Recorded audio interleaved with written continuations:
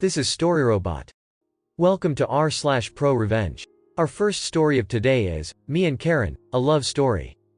My husband and I had been saving up for almost a decade to move to a tropical paradise.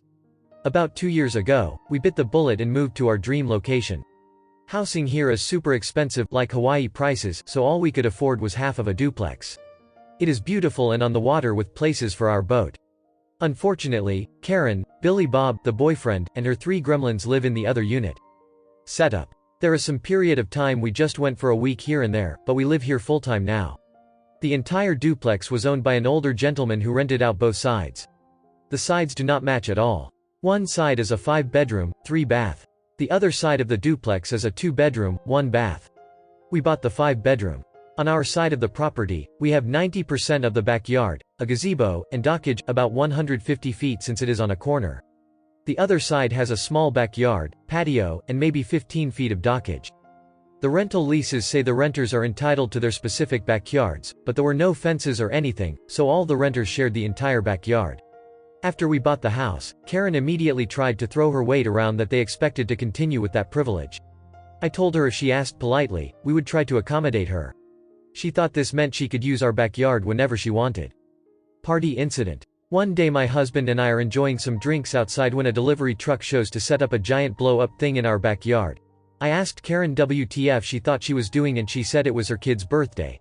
Then she had the gall to say it was a family and friends only event, so we had to stay inside our house. Not wanting to be a total beephole and ruin some little girl's birthday, I told Karen after this she had no access to our backyard, period. Karen shrugged and kept setting up for the party. During the party, a drunk adult wandered into our house which shocked us all. I said Karen's house is the other side and he said, "Oh," Karen said she owned the whole property and to use whichever bathroom was available. I directed him to Karen's bathroom and soon after she came storming into our house, screaming about how dare we make her look bad to her friends and how selfish we are we couldn't even spare one bathroom. She said we didn't deserve all this space with just us. I told Karen to get the hell out of my house or I would be calling the cops. She finally left and the party wrapped up shortly after. Backyard remodel. After the party incident, we decided we needed to clearly define the backyard and build a fence. While we were spending the money, we decided to update the patio, put in a fire pit, and an outdoor kitchen. While the contractor was on site, nosy Karen had to come investigate. Since the fence would be the last thing built, I was vague and just stuck to telling her about the patio update. You could see her face light up because of course in her mind, what's ours is hers. When the workers started on the fence, Karen came out screaming for the work to stop.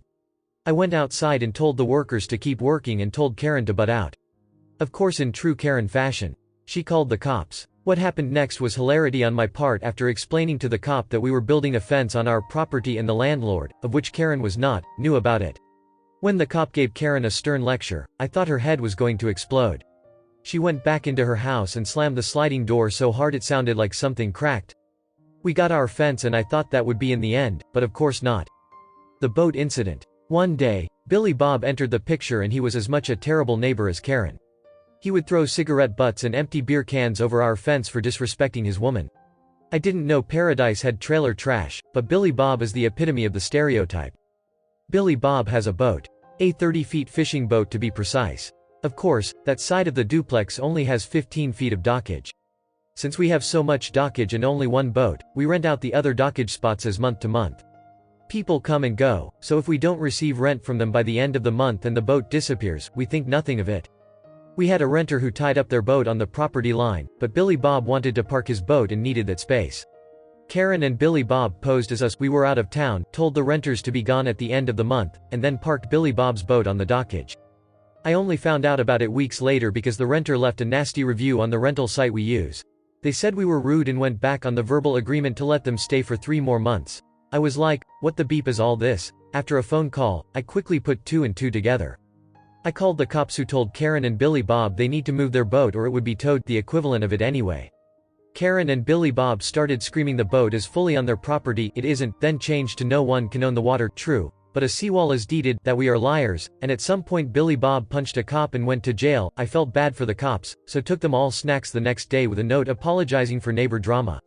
I ended up winning my small claims suit against them for lost rental income, but of course haven't seen a dime. I eventually convinced the dockage renters to come back and gave them a few months free as compensation. Final revenge. So with the collapsing market, we were trying to figure out what to do with our savings when a perfect opportunity opened up.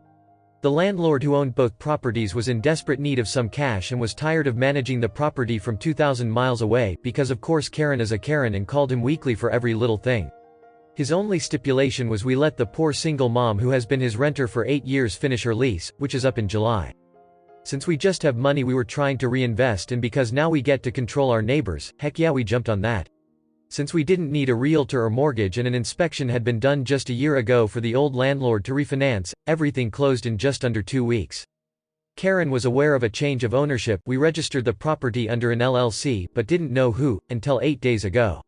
I went over to Karen's house and knocked on the door. Karen answered with a, "What the beep do you want, beep?" I smiled, handed her our landlord information, and sweetly reminded her rent was due by Friday, but she could just hand me the check if that was easier. I've always heard descriptions of people's faces turning white, but this was the first time I have actually seen it. I told Karen that we are honoring her lease until the end of July, but afterwards she had better make plans to move because we instead to remodel it before these next tenants moved in. Bye beep. The second and last story of today is, I sued my boss because he fired me for wanting to attend a concert. First up, some backstory. During my gap year between studies I decided to work for Company N. Company N was run by a husband, Dave, and wife, Karen, with their son, and basically treated their staff like a small family. All was well for about 2 months, until I realized I had to ask for a day off since I wanted to attend the last Slayer concert the band would give in my country. There was about a month to go, so I sent an email asking for the day off and explaining why. This is where everything started to go downhill. I got a reply from the Karen and her reply was, "Weird." She stated that's not how asking for a day off works. I was confused to say the least. Not sure what to do. I thought she wanted a more formal way of asking, so I wrote a formal email asking for the day off.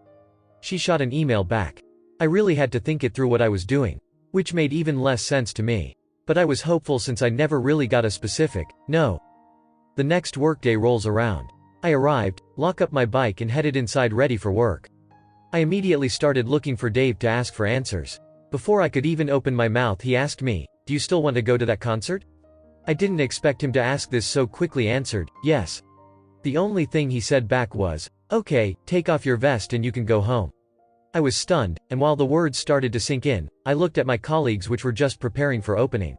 When it finally sank in, anger flowed in. I am not a confronting person, so I simply took off my vest and gave it to Dave. Without a word I left and started biking home.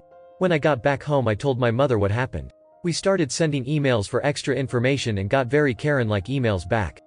After a couple emails, which went basically nowhere, I looked up the laws for immediate dismissal.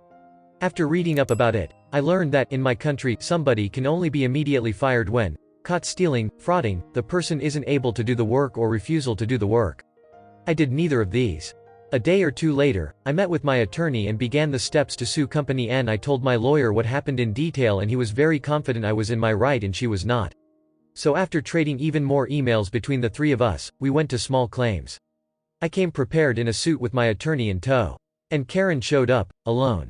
I guess she assumed she won because she thought she was in her right. The trial began and I was as professional and objective as I could be. Karen did the same. Well, for about half of the trial. When she realized evidence was piling up against her, she resorted to calling me a spoiled brat among other things I don't know the English translation for. I'm safe to say that was the point the judge ruled in my favor. As per usual, I had to wait a month before I got the verdict black on white in the mail, but I won. It may have taken about 6 months from the moment I was told to go home to the point those 6 months of pay were transferred to my bank account. But it was 100% worth it. In the end I went to the concert. It was the most awesome and most profitable concert I have ever been to in my life. Thank you for watching. Error. Problem detected. Not enough subscribers. Please subscribe, like and comment.